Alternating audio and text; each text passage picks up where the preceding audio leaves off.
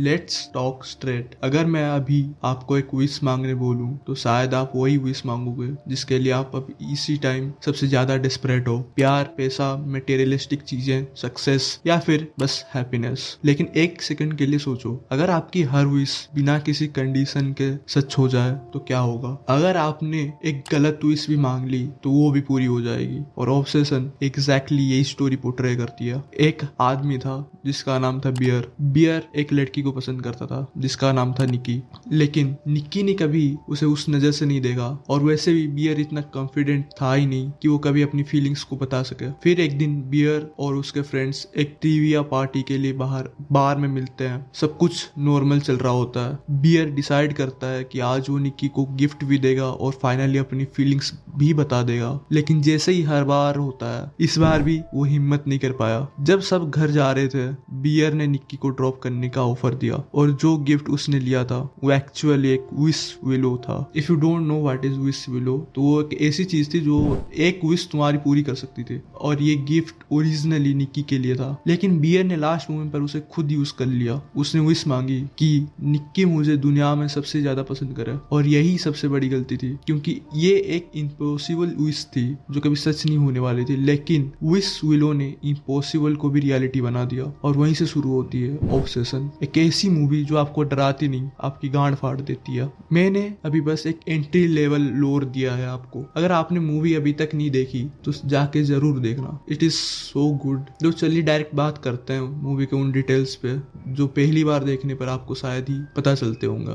निक्की धीरे धीरे ऐसे वियर्ड बिहेव क्यों करने लग गई? मूवी के शुरू में निक्की बस एक ओवर प्रोटेक्टिव गर्लफ्रेंड लगती है जो विश चलते ही बनी थी। थोड़ी क्लिंगी, थोड़ी पॉजेसिव। लेकिन जैसे जैसे फिल्म आगे बढ़ती है, वो इंसान कम और किसी और चीज का वेसल ज्यादा लगने लगती है। और मुझे नहीं लगता कि ये सिर्फ हॉरर क्रिएट करने के लिए था। बियर ने विश ये नहीं मांगी थी कि निक्की उसे पसंद करे, उसने विश मांगी थी निक्की मुझे दुनिया में सबसे ज्यादा प्यार करे। और प्रॉब्लम वही थी, दुनिया में सबसे ज्यादा ये कोई नॉर्मल इमोशन नहीं था, ये एक इम्पॉसिबल स्टैंडर्ड था। कर्ज बोल सकते हो या फिर कुछ भी बोल सकते हो उसे। उस इम्पॉसिबल डिमांड को फुलफिल करने की कोशिश कर रहा था, और इसी प्रोसेस में निक्की का प्यार अफेक्शन से ऑब्सेशन बदल जाता है, फिर ऑब्सेशन से कंट्रोल, और कंट्रोल से वायलेंस में धीरे धीरे कन्वर्ट होने लगता है। ये निक्की इविल नहीं बन रही थी, ये विश अपनी लिमिट्स तोड़ रहा था। फिर एक और है बैकवर्ड वॉक। फिल्म का सबसे डिस्टर्बिंग मोमेंट, डिस्टर्बिंग बोल सकते हो, क्रीपी बोल सकते हो, या फिर क्या हो, कंफ्यूजिंग मोमेंट बोल सकते हो। फिल्म का सबसे कंफ्यूजिंग मोमेंट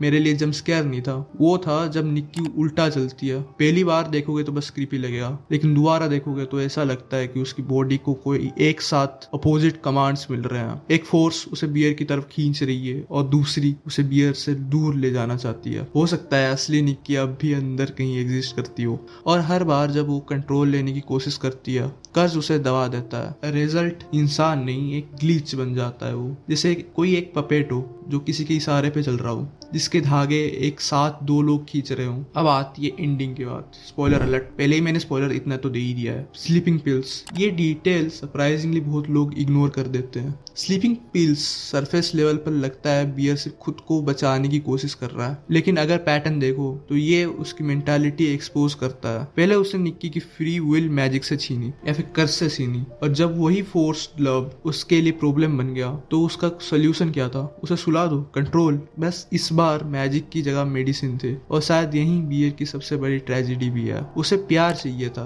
लेकिन उसका हर डिसीजन कंट्रोल से शुरू होता था। अब आता है एक mysterious person, hotline operator. Film का सबसे मिस्टीरियस कैरेक्टर यही है। ये आदमी है कौन? एक नॉर्मल कस्टमर केयर एम्प्लॉय? बिल्कुल नहीं। उससे कर्ज के बारे में सब पता है। वो बियर को असली निक्की से भी बात करवाता है, जैसे रियलिटी के रूल्स उस पर अप्लाई ही नहीं होते। एक थियरी ये कहती है विश विलो चीजें क्रिएट नहीं करता, वो रियलिटी रीराइट करता है। और शायद इसीलिए निक्की एक ही बॉडी में दो वर्जन जैसी लगती है, एक असली और एक जो विश ने बनाई हुई हो।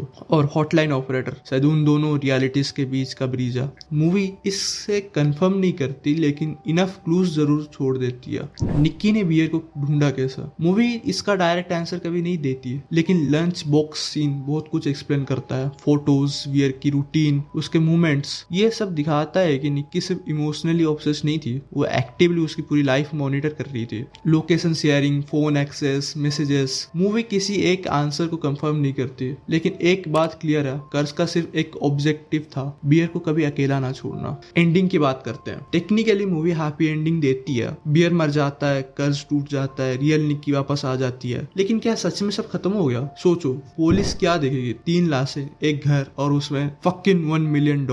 कौन बिलीव करेगा? ऑफिसर ये सब एक मैजिकल स्टिक की वजह से हुआ है। रियल निकी फाइनली फ्री हो गई, लेकिन उसके पास वापस जाने के लिए जिंदगी ही नहीं बची। उसने मर्डर्स चूज नहीं किया, उसने ऑब्सेशन चूज नहीं किया, उसने कुछ भी चूज नहीं किया, और फिर भी सारी सजा शायद उसी को ही मिले। और ऑनेस्टली शायद ये मूवी का सबसे हार्ट ब्रेकिंग पार्ट भी है। बियर कितने टाइम से ऑब्सेस था विथ निकी?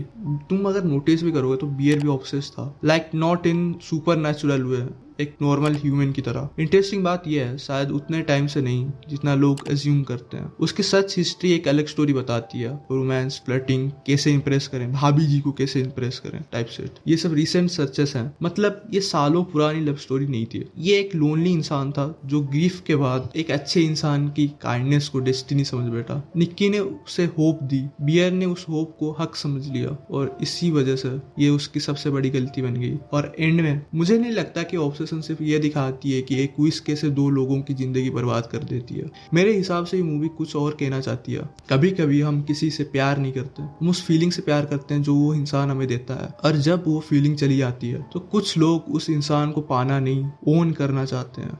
बियर रिजेक्शन से डर गया, उसने नो एक्सेप्ट करने के बजाय रियलिटी को ही चेंज करना चाहा, और उस एक सेल्फिश डिसीजन की वजह से ये कंप्लीटली इनोसेंट लड़की की पूरी लाइफ बर्बाद हो गई। ये मूवी लव के बारे में था ही नहीं, ये कंसेंट के बारे में है, फ्री विल के बारे में है, और उस लाइन के बारे में जिसे क्रॉस करते ही प्यार ऑब्सेशन बन जाता है। और बस इतना ही। और हाँ, हम इतने दिनों से गायब थे, उसके लिए जेन्युइनली सॉरी। कुछ पर्सनल चीजें चल रही थी, लेकिन we are finally back, so fuck it, we both.